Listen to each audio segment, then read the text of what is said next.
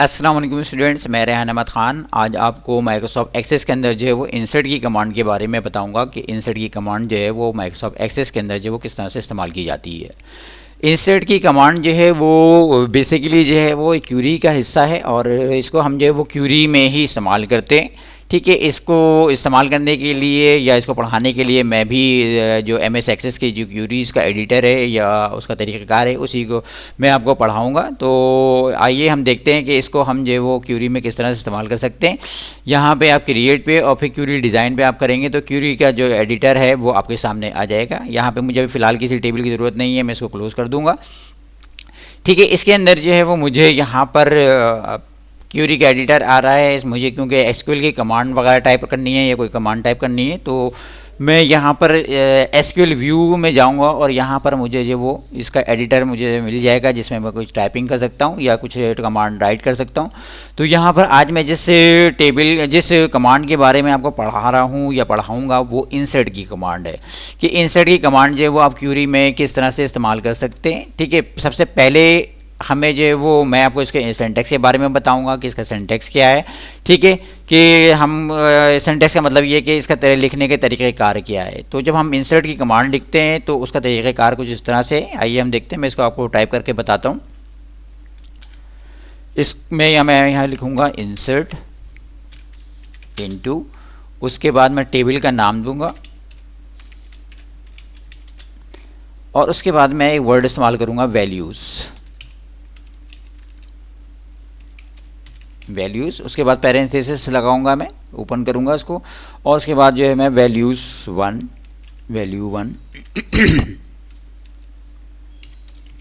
Comma value 2 comma dash dash dash, यानी कि मैं मल्टीपल जितने भी देना चाहता हूँ वो इस्तेमाल करूँगा, सेमीकोलन इस्तेमाल करूँगा। ठीक है, इसको मैं आपको बड़ा करके दिखाता हूँ। व्यू कर दिए, ये देखिए यहाँ पे मैंने लिखा हुआ insert into table name values और उसके बाद मैंने पैरेंथेसिस के अंदर जो है वो कुछ मल्टीपल वैल्यूज़ दिए हैं जिनको मैंने सेपरेट किया है कॉमा के थ्रू। ठीक है, तो यहाँ पर उसके बाद सेमीकोलन लगाया, यानी कि ये इसका सिंटैक्स होता है वो पूरा हो गया। यानी कि इंसर्ट की कमांड जो है उसको लिखने का तरीक़ेकार जो है मैंने आपके सामने यहाँ पर टाइप करके दिखा दिया है। ठीक है, अब ये इसका सिंटैक्स है, यानी कि जब आप लिखना चाहें तो ज़ाहिर सी बात है आप क्या लिखेंगे, पहले इंसर्ट लिखेंगे। ठीक है, उसके बाद जो है वो आप इनटू लिखेंगे, उसके बाद आप जो है वो ठीक है इनटू लिखेंगे, उसके बाद आप उस टेबल का नाम देंगे जो जिसमें आपने इन्फॉर्मेशन को जो ऐड करना है या जिसमें अपने इन्फॉर्मेशन इनपुट करनी है, सेव करनी है। ठीक है, तीसरी चीज़ जो है यहाँ पर वैल्यूज़ आ रही है। वैल्यूज़ जो है वो पैरेंथेसिस के अंदर दी गई है, यानी कि आप वो वैल्यूज़ देंगे इन पैरेंथेसिस के दरमियान में या इन ब्रैकेट्स के दरमियान में जो वैल्यूज़ आपको जो है वो इस टेबल के अंदर ऐड करनी है या इंसर्ट करनी है। ठीक है, तो ये इसको इस एग्जाम्पल को या इस सेंटेक्स को हम जो है एक एग्जाम्पल के थ्रू जो है वो रन करके देखते हैं।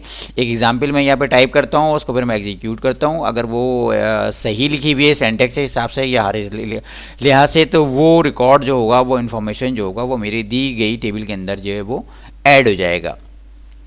इस कमांड को या एग्जाम्पल को देने से पहले एक चीज़ और मैं आपको बताता चलूँ कि आप जिस टेबल के अंदर इन्फॉर्मेशन जो वो सेव करना चाहते हैं या जिस टेबल के अंदर इन्फॉर्मेशन जो वो ऐड करना चाहते हैं उस टेबल का स्ट्रक्चर आपको पता होना चाहिए, यानी कि उसमें कितने कॉलम्स इस्तेमाल किए जा रहे हैं और इनको कॉलम्स की क्या क्या टाइप्स है वो आपको मालूम होने चाहिए। तो आइए हम जिस टेबल को इस्तेमाल कर रहे हैं वो है एम्प्लॉय मास्टर की, तो इसको ज़रा देखते हैं कि इसको व्यू करके देखते हैं कि उसके अंदर जो है वो कौन कौन से कॉलम्स मौजूद हैं।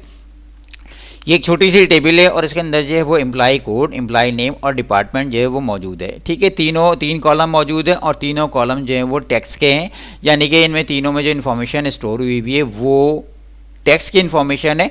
ठीक है, इसको हम यहाँ क्लोज कर देते। ठीक है, अब इन्हीं वैल्यूज़ को टेबल के नेम की जगह मैं अब जैसे आते हैं कि एम्प्लॉय मास्टर की टेबल है मेरी, तो मैंने टेबल का नाम लिख दिया यहाँ पर।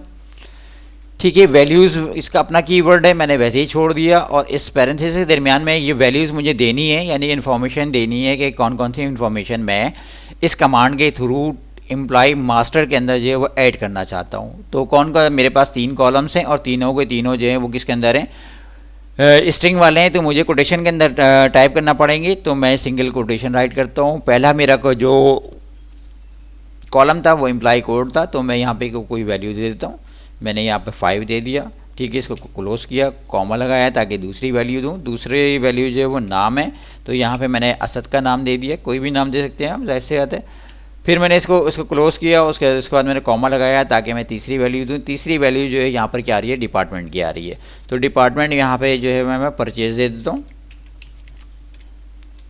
ठीक है। इसको मैंने क्लोज कर दिया। अब अगर ये मेरा सिंटैक्स जो है वो सही है और ये कमांड मैंने सही तौर पे लिखी हुई है, तो मैं जब इसको एग्जीक्यूट करूँगा, मैं रन करूँगा, तो ये दी गई हुई वैल्यूज़ जो इस पैरेंथेसिस के दरमियान में दी गई हैं वो मुझे इस एम्प्लॉय मास्टर के अंदर ऐड कर देगा, ठीक है। डिज़ाइन व्यू में जाता हूँ, मैं रन करता हूँ, ठीक है। ये मुझसे कह रहा है you are about to append, okay, ठीक है। यहाँ पर वो मुझसे कुछ कह रहा है कि कोई वायलेशन वगैरह के रूल्स वगैरह का मसला आ रहा है, कुछ ऐसी चीज़ आ रही है, क्यों आ रहा है, ठीक है। ये उस वक्त आता है जब मेरी दी हुई वैल्यूज़ से मैंने जो मैं वैल्यू इंटर कर रहा हूँ वो ऑलरेडी एग्जिस्ट है, यानी कि वो पहले से मौजूद है आपकी टेबल के अंदर। तो आइए मैं अपने टेबल का जो डेटा है उसके ऊपर एक नज़र डालता हूँ। हाँ जी, बिल्कुल सही इसने कहा कि पहले ही से ही 005 जो है वो मौजूद है, ठीक है। इसलिए मैं ये वैल्यू जो है वो इंसर्ट नहीं कर सकता। क्यों नहीं कर सकता, वजह क्या है कि जाहिर सी बात है कि इस टेबल को जब मैंने आपको स्ट्रक्चर दिखाया था, ठीक है, इस टेबल को मैंने आपको डिज़ाइन व्यू में दिखाया था, तो देखें कि इसके अंदर जो है एम्प्लॉय कोड के ऊपर जो है वो इसको प्राइमरी की बनाया हुआ है। प्राइमरी की मैं आपको पहले बता चुका हूँ कि वो फील्ड होती है जिसके अंदर जो है वो आप एक से ज़्यादा इन्फॉर्मेशन, यानी एक से इन्फॉर्मेशन दूसरी दफ़ा जो है ऐड नहीं कर सकते। अब मैं तो यही कर रहा था, मैंने क्योंकि स्ट्रक्चर को गौर से नहीं पढ़ा, मैंने गौर से नहीं देखा और मैंने कमांड इंसर्ट करने की कोशिश करी, तो जाहिर सी बात है कि भी इसके पीछे रूल्स इस्तेमाल हो रहे हैं। एक्सेस में मैं स्ट्रक्चर को बनाते वक्त, टेबल को बनाते वक्त बता चुका था कि जी एम्प्लॉय का कोड जो है वो एक से ज़्यादा दफ़ा नहीं इंसर्ट होगा, और मैं ऐसे करने की कोशिश कर रहा था। तो जाहिर सी बात है कि एक्सेस तो मुझे ऐसे करने नहीं देगा, ठीक है। तो क्यों नहीं करने दिया, बताने की वजह यही है, या बता मैं आपको ये रहा हूँ कि यहाँ पर ये प्राइमरी की है, ठीक है। और मैं जो इन्फॉर्मेशन ऐड करना जा रहा हूँ उसका कोड क्या है, 005 है। 005 जो है वो पहले से मौजूद है, तो ये इसको ऐड नहीं करेगा। चले हम इसको जो है वो दूसरा कोई और कोड दे देते हैं, 006 दे देते हैं। अब तो इसको ऐड करना चाहिए, ठीक है। हम इसको रन करते हैं, डिज़ाइन व्यू में आइए, इसको रन कीजिए, ठीक है। अबाउट टू रन कहा इसने, ओके करिए। ये देखिए इसने इसको जो है ऐड कर दिया। जाके देखते हैं अपने टेबल के अंदर, ओपन करें इसको, ये देखें 004 जो है वो नाम इसने ऐसा दिए रखा, परचेज रखा। बहरहाल मैंने कोड के हिसाब से आपको बताया, ठीक है। इसने 004 006 जो है वो मेरा जो रिकॉर्ड था वो ऐड कर दिया। पिछले इसके अंदर जो इसलिए से ऐड नहीं किया था कि मैंने कोड जो था वो 005 दिया था, और 005 जो है वो टेबल के अंदर पहले से मौजूद था। और मैंने इस टेबल में को बनाते वक्त ये रिस्ट्रिक्शन लगा दी थी कि मेरा कोड एक ही दफ़ा आएगा, 2 दफ़ा नहीं आ सकता, या एक से ज़्यादा दफ़ा नहीं आ सकता। तो उस कोड की वजह से पहले वाली क्यूरी मुझे इसने रन नहीं करने दी, ठीक है, मुझे एग्जीक्यूट नहीं करने दी, और मुझे एरर दे दिया, एक मैसेज दे दिया जिसमें उसने बता दिया कि जी आप ऐसा करना चाह रहे हैं, ऐसा नहीं पॉसिबल है, ठीक है। एक तरीक़ेकार तो मैंने आपको दिखा दिया इसमें ऐड करके। इसका जो वो था मसला, इसमें जो प्रॉब्लम आ रही थी वो भी मैंने आपको बता दिया कि क्यों प्रॉब्लम आती है, या अगर आप ऐसा करना चाह रहे हैं तो अगर प्राइमरी की लगी हुई है तो आप एक जैसी इन्फॉर्मेशन दूसरी दफ़ा ऐड नहीं कर सकते। यानी कि एक टेबल में अगर प्राइमरी की पहले से मौजूद है, आपने उसको रूल्स बता दिए, आपने उसको ये बता दिए कि जी एक वैल्यू एक ही दफ़ा आएगी, तो उस कॉलम के अंदर जिसको ये प्राइमरी की बनाया होता है, जिसको इसने जो वो मेन की बनाया हुआ होता है, उसके अंदर कभी भी दूसरी दफ़ा उस वैल्यू को नहीं आने देगा, यानी कि वो कोड नहीं आने देगा, ठीक है। अब हम इसको जो है इसी कमांड को कुछ दूसरी तरीके से देख सकते हैं। इस तरीके के अंदर जो है, जो अभी मैंने आपको ये जो स्क्रीन के सामने नज़र आ रहा है, इसमें मैंने आपको जो है वो एम्प्लॉय का कोड, एम्प्लॉय का नेम और एम्प्लॉय का डिपार्टमेंट लिख के दिखाया। इससे पहले मैंने आपको जो है, जाहिर सी बात है कि वो जिस तरीके से लिख के दिखाया, इसमें बताया कि इसमें आपको ऑर्डर भी यही रखना पड़ता है, यानी कि एम्प्लॉय कोड है तो पहले एम्प्लॉय कोड आएगा, फिर नेम आएगा, फिर डिपार्टमेंट आएगा। लेकिन अगर सिनेरियो कुछ इस तरह से हो, या क्राइटेरिया कुछ इस तरह से हो कि मेरे पास जो है कुछ कॉलम्स की इन्फॉर्मेशन है और कुछ कॉलम की इन्फॉर्मेशन नहीं है, जो मैं बाद में ऐड करना चाहता हूँ, तो क्या मैं ऐसा कर सकता हूँ या नहीं कर सकता? अब बिल्कुल कर सकते हैं। कैसे किया जाएगा, मैं यहाँ पर एम्प्लॉय मास्टर के आगे जो है वो उन टेबल्स का यानी उन कॉलम्स का नाम दे दूंगा। ठीक है, क्या इस तरह से दूंगा, पैरेंथेसिस ओपन करूंगा, एम्प्लॉय कोड कॉमा नेम। ठीक है, उसके बाद मैंने इसको क्लोज कर दिया, फिर वैल्यूज़ लिखी मैंने और वैल्यूज़ को अब तीसरी चीज़ क्योंकि मेरे पास मौजूद नहीं है तो मैं इसको यहाँ से हटा दूंगा।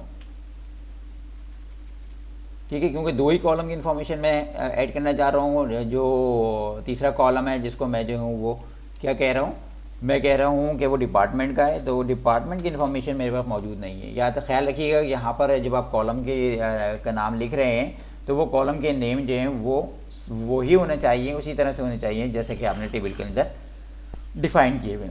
तो यहाँ पर 3 कॉलम थे मेरे पास और 3 कॉलम में से जो है वो मैं 2 कॉलम्स में इंसर्ट कर रहा हूँ। एक कॉलम की या किसी भी कॉलम की अगर मेरे पास वैल्यूज़ नहीं मौजूद है तो जो है वो ये ऐड नहीं करेगा। ठीक है, अब दूसरी चीज़, एक और चीज़ मैं आपको यहाँ पे बताता चलूँ कि इसके अंदर अगर आप सीक्वेंस आउट भी कर देते हैं, यानी कि पहले उस वाली पहले वाली कमांड के अंदर क्या था कि आपको सीक्वेंस का भी ख्याल रखना था कि अगर पहले एम्प्लॉय कोड था, पहले एम्प्लॉय कोड आएगा, फिर नेम आएगा, फिर वो जो ऐसी चीज़ें आएंगी। ठीक है, लेकिन अगर इसके अंदर आप जो है वो पहले एम्प्लॉय नेम लिख देंगे फिर एम्प्लॉय कोड लिख देंगे तो भी ये इसको इस्तेमाल कर लेगा। किस तरह से, पहले मैंने एम्प्लॉय नेम लिख दिया कॉमा एम्प्लॉय कोड लिख दिया। ठीक है, तो ये इसको इस तरह से इस्तेमाल, मैंने यहाँ पर ऐसे आता है कि पहले क्योंकि मैं एम्प्लॉय नेम दे रहा हूँ तो पहले मुझे असद देना है।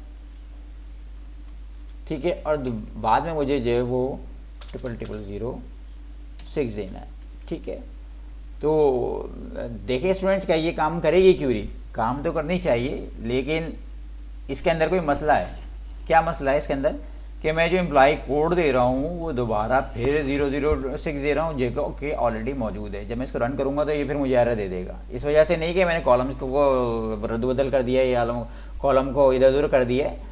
वजह क्या होगी कि जो एम्प्लॉय कोड है 006 जो है 0006 जो है वो पहले से मौजूद है। तो मैं इसको यहीं पर 07 कर देता हूँ ताकि ये एरर ना दे। अब इसको मैं एग्जीक्यूट करता हूँ। ठीक है जी, ओके, और ये हो गया ओके। ठीक है, यानी कि ये जो कमांड थी इसको उसने सही एग्जीक्यूट किया, एग्जीक्यूट करके जो मैंने इन्फॉर्मेशन दी थी वो ऐड कर दी। इस वाली स्टेटमेंट के अंदर मैं जो आपको समझा रहा हूँ उसको दोबारा आप देख लीजिए कि अगर मेरे पास इन्फॉर्मेशन है और पूरी नहीं है, यानी कि मेरे पास उस टेबल की पूरी इन्फॉर्मेशन नहीं है, कुछ कॉलम की है और कुछ कॉलम की नहीं है, तो जिन कॉलम की इन्फॉर्मेशन आपके पास है आप उन कॉलम्स को भी इंसर्ट कर सकते हैं। इसके लिए ज़रूरी नहीं है कि आप जो है वह सारे आपके पास सारी इन्फॉर्मेशन मौजूद हो। डिपार्टमेंट की इन्फॉर्मेशन नहीं थी, कोई बात नहीं, बाद में हम ऐड कर देंगे। ठीक है, इसी तरह से अगर फर्ज करें कि आपको कॉलम का जो है आपको कॉलम का जो वो तो उनकी तरतीब याद नहीं है तो आप उनको जो है बगैर तरतीब के भी राइट कर सकते हैं, यानी कि नेम पहले लिख दें, कोड बाद में लिख दें। ठीक है, इस तरह से भी कर सकते हैं, लेकिन उसका तरीक़ाकार क्या है कि आपको जिस तरह से मैंने यहाँ दिखाया है उस तरह से इसको बताना पड़ेगा कि पहले कौन सा कॉलम है, फिर दूसरे किस कॉलम में वैल्यू इंसर्ट करनी है। ठीक है, तो ये इसके लिए मुझे पहले क्या करना पड़ेगा, कॉलम की लिस्ट आगे देना पड़ेगी। ठीक है, तो ये एक तरीक़ेकार था जो मैंने आपको यहाँ बता दिया इंसर्ट के थ्रू, और इसको मैंने आपको करके यहाँ पे दिखा दिया। अब मैंने आपसे शुरू में कहा था कि मैं यहाँ पर आपको जो है वो 2 टेबल्स के मैं इस्तेमाल करूँगा, एक एम्प्लॉय टेबल एम्प्लॉय मास्टर की और दूसरी जो है एम्प्लॉय डिटेल की। अब डिटेल की टेबल जो है वो मैं किसी वजह से इस्तेमाल कर रहा हूँ। ठीक है, यहाँ पर अगर इस्तेमाल करने से पहले मैं डिटेल की जो टेबल है उस पर भी ज़रा नज़र डाल लेता हूँ। ठीक है, इसको मैंने ओपन किया, ओपन करने के बाद इसका जो कॉलम्स की तरतीब है वो एम्प्लॉय कोड है। ठीक है, एम्प्लॉय सेल क्वांटिटी है, यूनिट है, रेट है, अमाउंट है और सेल क्वांटिटी और टाइप है। ठीक है, इसका मैंने आपको यहाँ पर दिखा दिया। इसमें कुछ आप ज़्यादा गौर से देखें, इसमें टेक्स्ट भी आ रहा है, इसमें नंबर भी आ रहा है, इसमें जो है वो कैलकुलेटेड भी आ रही है, इसमें डेट भी आ रही है और इसके अंदर जो है वो टेक्स्ट भी आ रहा है। यानी कि तकरीबन 3-4 टाइप्स के जो है वो डेटा इसके अंदर आ रहा है। ठीक है, इसीलिए मैंने आपको यहाँ पर इस टेबल को ओपन करके दिखाया है कि अब जो मैं आपको दिखाऊंगा वो मुख्तलिफ टाइप्स का डेटा जो वो ऐड करके दिखाऊंगा या इंसर्ट करके दिखाऊंगा। पहली वाली जो टेबल थी उसके अंदर एक ही टाइप का डेटा आ रहा था जो कि टेक्स्ट था। ठीक है, उसके अंदर किसी किस्म की मुझे परेशानी नहीं हुई। मैंने जो वो कोटेशन के अंदर जो वो अपनी वैल्यूज़ दी और उसने इसको ऐड कर दिया। तरीक़ेकार मैंने आपको दिखा दिया कि किन किन तरीक़ों से जो वो आप इसको ऐड कर सकते हैं। अब दूसरी टेबल मैं यहाँ पर इस्तेमाल कर रहा हूँ एम्प्लॉय डिटेल की।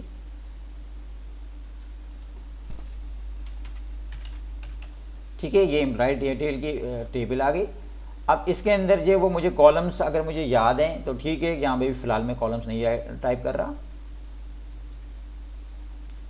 वैल्यूज़ के लिए पहले मुझे पता है कि इसमें पहले क्या चीज़ आ रही है, पहले एम्प्लॉय का कोड आ रहा है। ठीक है, इसको मैं चाहूँ तो यहाँ पर ओपन करके दोबारा इस तरह से देख भी सकता हूँ। यहाँ पर पहले एम्प्लॉय कोड आ रहा है, फिर एम्प्लॉय के से सेल क्वांटिटी आ रही है। मैं यहाँ पे आपको क्यूरी के अंदर टाइप करके बताता हूँ, मुझे तो याद है। ठीक है, यहाँ पहले कोड आ रहा है, ठीक, एम्प्लॉय कोड, उसके बाद मैंने इसको कहा कॉमा, फिर सेल क्वांटिटी है। सेल क्वांटिटी मैंने कह दिया कि मैंने 10 चीज़ें कोई सेल की हैं। ठीक है, उसके बाद सेल क्वांटिटी के बाद मेरे पास यूनिट आ रहा है, मैंने कहा वो पीसेस के अंदर है। ठीक है, ये क्योंकि कोटेशन में आप कर दें क्योंकि टैक्स है ये सारी चीज़ें मुझे पता होनी चाहिए जब मैं इंसर्ट कर रहा होता हूँ अपनी टेबल के अंदर इन्फॉर्मेशन को। ठीक है, ये चीज़ें मुझे याद रखना पड़ती हैं या मुझे पता होना चाहिए। ठीक है, उसके बाद मैंने फिर कॉमा लगाया, फिर मैंने कहा रेट, मैंने कहा 200 लगा दिया मैंने, कोई महंगी चीज़ मैं परचेज़ कर रहा हूँ। फिर मैंने कॉमा लगाया तो इसको सेपरेट किया। फिर मेरे पास जो चीज़ आ रही है वो अमाउंट आ रहा है। ठीक है, अमाउंट बेसिकली रेट और क्वांटिटी का जो मल्टीपल है।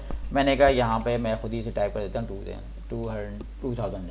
यहाँ पे मैं अगर फर्स्ट करेंगे, मैं आपको बताता हूँ कि जी 10 को और 20 को मल्टीप्लाई करूँ तो ऐसे भी कर सकता हूँ। ठीक है, 200 को तो यहाँ 2000 आ जाएगा। फिर कॉमा किया मैंने, फिर मेरे पास जो वो सेल की डेट आ रही है। डेट लिखने का तरीक़ाकार मैं आपको पहले भी अपनी जो प्रीवियस क्यूरीज़ हैं उनके अंदर बता चुका हूँ कि जब हम डेट लिखते हैं तो डेट लिखने से पहले और डेट लिखने के बाद जो है वो हम हैश का साइन इस्तेमाल करते हैं।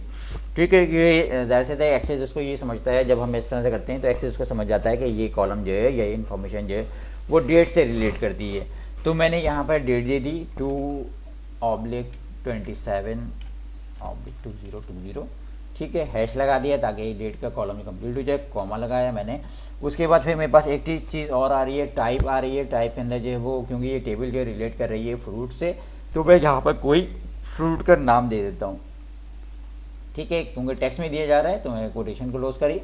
ठीक है, और इसके बाद जो है वो मैं यहाँ पर पाइनएप्पल दे देता हूँ।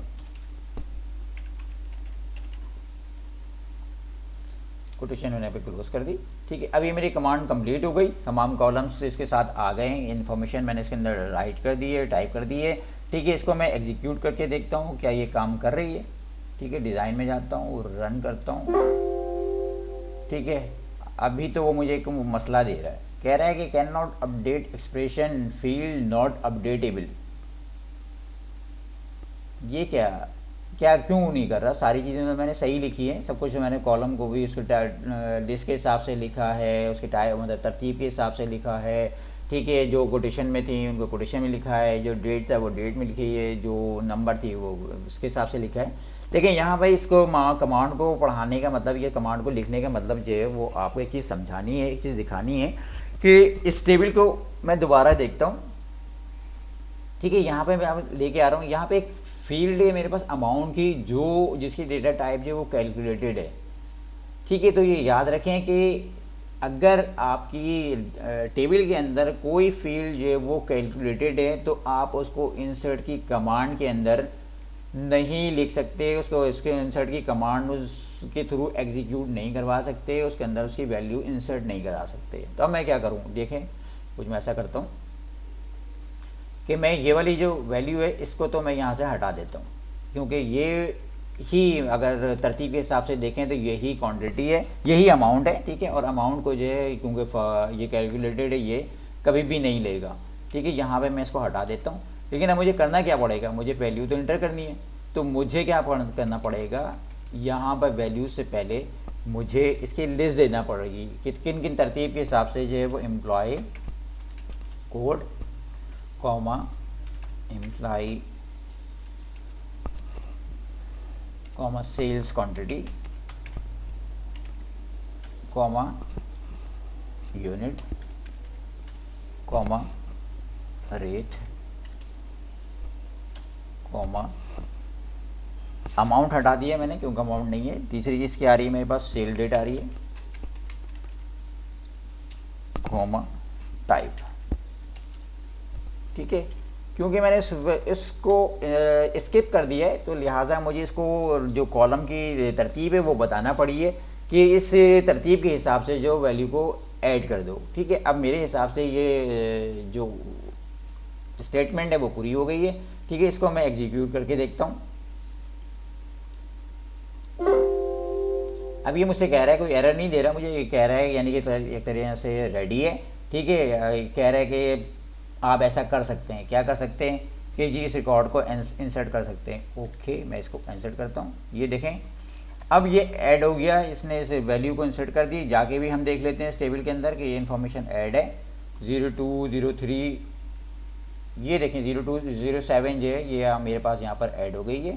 ठीक है, और एक चीज़ और देखें यहाँ पर कि ये जो वैल्यू जिसको मैंने वहाँ हटा दिया था, जो जिस फील्ड के अंदर जिसको मैंने कहा था अमाउंट है और कैलकुलेटेड है, उसके अंदर भी ये वैल्यू लेके आ गया, क्योंकि इसके अंदर इसने पहले से खुद ही फार्मूला लगाया हुआ है। इस चीज़ को इसने बताया हुआ है कि कैलकुलेटेड है, तो यहाँ पर उसने खुद से इसको कैलकुलेट कर दिया।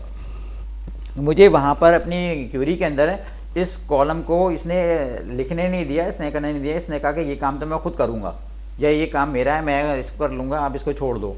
ठीक है, तो यहाँ पर याद रखिए कि फिर इस क्यूरी की तरफ जाते हैं।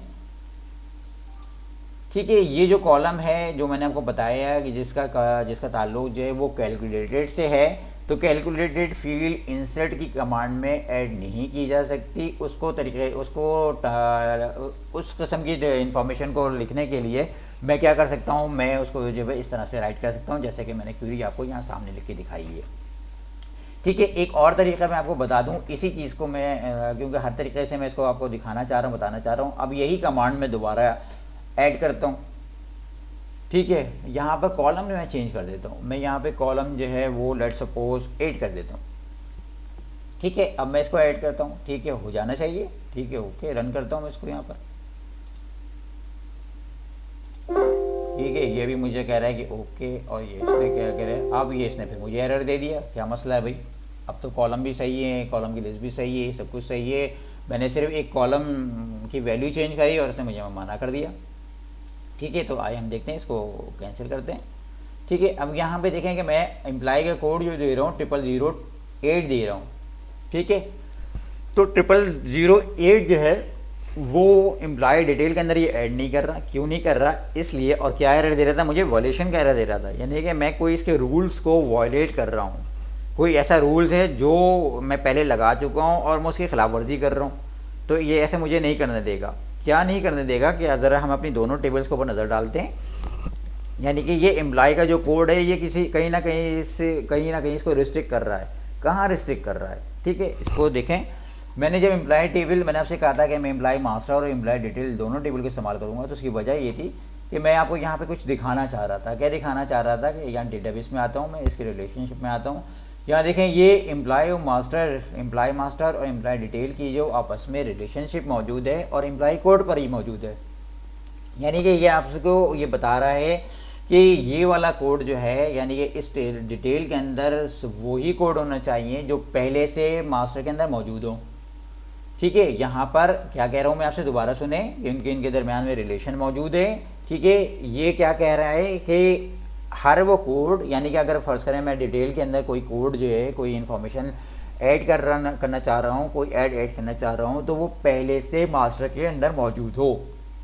ठीक है, ये मैं लेक्चर आपको जो है वो जब रिलेशनशिप मैंने आपको पढ़ाई थी तो उस वक्त मैं आपको बता चुका था कि जब आपको इस तरह के रिलेशनशिप बना देते हैं तो ये कॉलम आपस में जो है वो एक दूसरे के साथ बाउंड हो जाते हैं। ठीक है, अब ये इसके अंदर क्योंकि मैंने एक ऐसी रिस्ट्रिक्शन लगा दी है कि टेबल डिटेल के अंदर कोई भी ऐसा कोड नहीं आ सकता जो पहले से मास्टर के अंदर मौजूद ना हो। ठीक है, तो कुछ ऐसा देखें, यहाँ पर मैं आपको दिखाता हूँ कि कुछ ऐसे ही मैं यहाँ पे कर रहा हूँ। क्या कर रहा हूँ कि मैं यहाँ पर 008 एम्प्लॉय कोड 008 को जो है वो ऐड करना जा रहा हूँ, जो मेरा ख्याल से मेरी टेबल मास्टर के अंदर मौजूद नहीं है। आइए देखते हैं मास्टर की टेबल को, ओपन कर लेते हैं खाली इसको। ये देखें, यहाँ पर 2 मौजूद है, 3 मौजूद है, 4 मौजूद है, 5 मौजूद है, 6 मौजूद है, 7 मौजूद है, 8 मौजूद नहीं है। जब 8 मौजूद नहीं है तो ये मुझे जो है वो ऐड नहीं करने देगा। ठीक है, इसलिए कि मैंने इसको जो है वॉल्यूशन, मैं इसकी वॉल्यूशन कर रहा हूँ, मैं रूल के खिलाफ वर्जी कर रहा हूँ। तो अगर मैं ज़ाहिर सी मैं इसको 02 कर देता हूँ, मैं 02 करने के बाद जो है वो मैं इसको ऐड करता हूँ, रन करता हूँ, डिज़ाइन ओके। ओके, देखिए अब ये ऐड हो गया, यानी कि कहाँ पर मसला था, यहाँ पर एम्प्लॉई के कोड के अंदर मसला था, क्या मसला था वो मैंने आपको बता दिया। इस चीज़ को ज़रा आप गौर से देखें कि अगर आप वो डिटेल वाली टेबल के अंदर जो है कोई इन्फॉर्मेशन ऐड करने जा रहे हैं तो वो उस वक्त तक ऐड नहीं होगी जब तक आप उसके रिलेशन में अगर कोई ऐसे कोई टेबल आ रही है उसके अंदर वो रिकॉर्ड मौजूद ना हो। यानी कि अगर ये टेबल जो है, जो डिटेल की टेबल है, ये किसी दूसरी टेबल के ऊपर मुनसर कर रही है, उसमें कोई रेफरेंस की आ रही है, कोई ऐसी चीज़ आ रही है, तो आपको उस चीज़ का भी ख्याल रखना पड़ेगा। ठीक है, क्यूरी के अंदर किस तरह से इस्तेमाल करेंगे वो भी मैंने आपको तरीका बता दिया, क्या करेंगे वो भी तरीका बता दिया। तो आज के लेक्चर के अंदर मैंने आपको जो है इंसर्ट इनटू की कमांड जो है डिटेल के अंदर पढ़ाने की कोशिश करी है, और उसको जितने भी उसके तरीके लिखने के जितने तरीक़ेकार थे वो मैंने आपको बता दिए। उसके जो उसमें जो प्रॉब्लम्स आ सकती थी वो मैंने आपको बता दी। आई होप कि अगर आप मेरे इस लेक्चर को जो वो गौर से देखेंगे या एक दो दफ़ा और देखेंगे तो आपको जो है वो इंसर्ट इनटू की कमांड जो है वो काफ़ी हद तक या अच्छी तरह से समझ में आ जाएगी। तो और अगर अभी भी आपको कोई इसके अंदर मसला आ रहा हो या प्रॉब्लम आ रही हो तो वो आप मुझसे जो वो कमेंट्स के ज़रिए पूछ सकते हैं, और ज़ाहिर सी बात है कि वो मैं आपको बता दूंगा। अव्वल तो मैंने आपको सारी चीज़ें इसके अंदर बता दी हैं, रिलेशनशिप के हिसाब से भी बता दिए, इसके जो कॉलम्स की सेटिंग थी उसके हिसाब से भी बता दी, और दूसरी चीज़ों से भी बता दी। तो टेबल, दो टेबल्स मैंने आपको इस्तेमाल करके दिखाई, एक एम्प्लॉई मास्टर के नाम से और एक एम्प्लॉई डिटेल के हिसाब से, और दोनों के अंदर जो वो इन्फॉर्मेशन जो वो ऐड करके दिखा दी। यानी कि अगर उसके अंदर कोई वो रिलेशनशिप लगी है तब भी आप कर सकते हैं, अगर नहीं लगी है तब भी कर सकते हैं। हर तरह से मैंने इसको जो कवर करने की कोशिश करी है, और आई होप के साथ तमाम चीज़ें जो वो कवर हो गई हैं। और अगर आपको ये मेरी वीडियो जो है वो पसंद आई है तो इसको लाइक करें, शेयर करें, और अगर आप मेरे चैनल के ऊपर जो है वो सब्सक्राइब पहली दफ़ा आएँ तो इस चैनल को सब्सक्राइब करें। ठीक, आज के लेक्चर को मैं यहीं पे ख़त्म करता हूँ क्योंकि काफ़ी डिटेल में मैंने आपको सारी चीज़ें बता दी हैं। मिलते हैं किसी दूसरे लेक्चर में दूसरी कमांड के साथ। जब तक के लिए अल्लाह हाफिज़, अपना ख्याल रखिएगा।